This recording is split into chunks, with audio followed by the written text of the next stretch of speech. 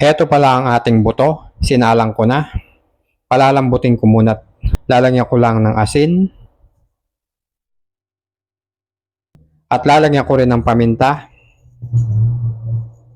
At maglalagay na rin ako ng sibuyas. Hayaan natin siyang kumulo at lumambot ng mga ilang oras.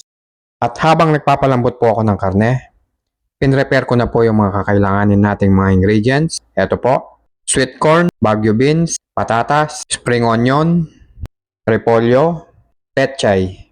Yan po lahat ang mga gulay na ating ilalagay sa ating lulutuing bulalo. Ayan, mukhang malambot na siya. Natuyo na yung ating sabaw. Pwede na nating timplahin guys, yung ating niluluto. Ilalagay ko na yung ating mga mais.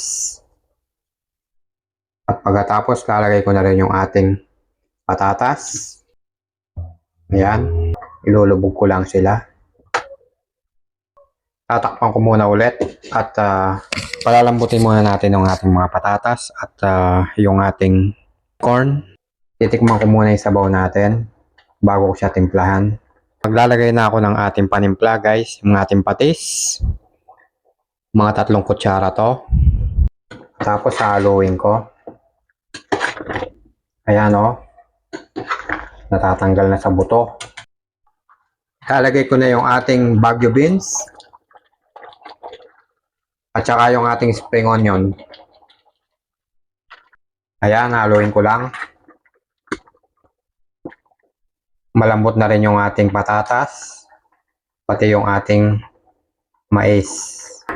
Yan ang gusto natin, yung sobrang lambot. Yung ating karne. At pagkatapos ay simmer ko lang ng mga 2 minuto yung ating mga nilagay na baguio beans at spring onion. Ayan. Okay na yung ating bulalo. Makalipas ang 2 minuto. Ayos na yung mga gulay. Malambot na lahat. Ready to serving plates na tayo guys.